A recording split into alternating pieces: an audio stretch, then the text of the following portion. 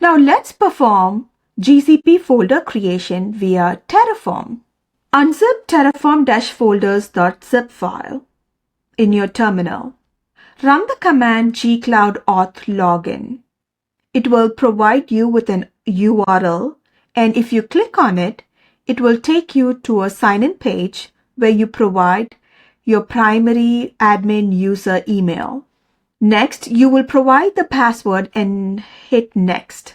When you're brought to this screen, hit Continue.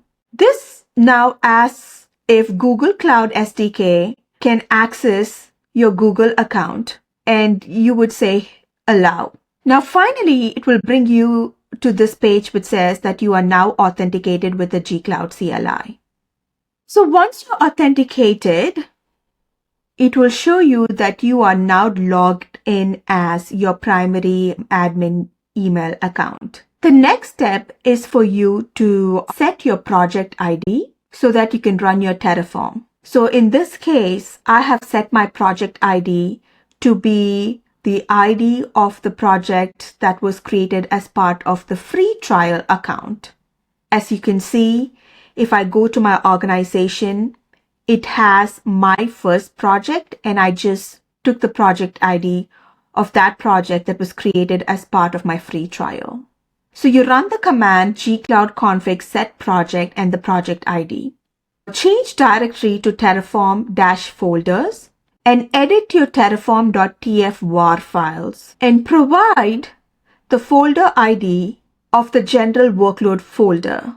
So if you go to the console, I have a folder called general workload, and I identify the folder ID and I provide that ID for my parent variable. So once you're done editing, run the command terraform init.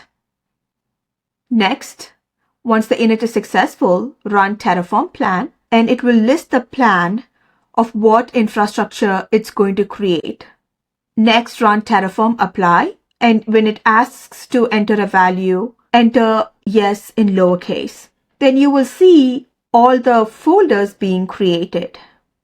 Now your terraform apply is complete, and it provides all the folders and subfolders it has created. You can also verify this by going to the console. So as you can see, it created a folder called shared services under general workload, and it created subfolders called logs aggregation, OS golden images, and shared host VPC network.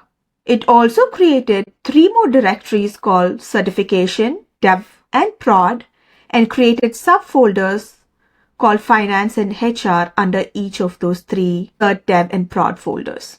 This concludes our session on how to create folders using Terraform.